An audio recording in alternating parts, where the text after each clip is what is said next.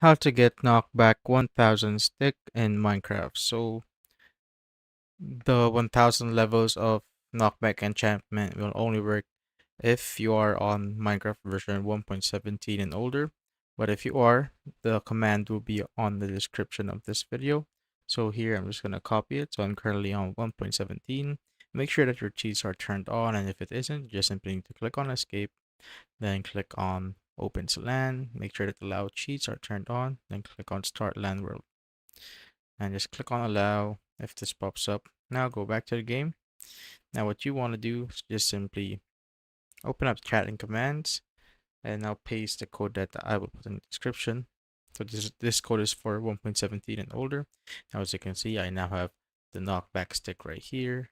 And as you can see, they just go way far if I use the knockback stick.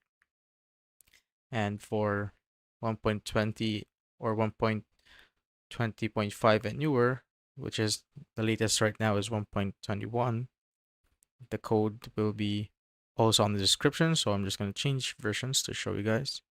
So now I'm currently on 1.21.1, and as you can see, I'm going to use the code right here, click on enter, and now I have the knockback stick, and I'm just going to try it right here. Oops, I just dropped it.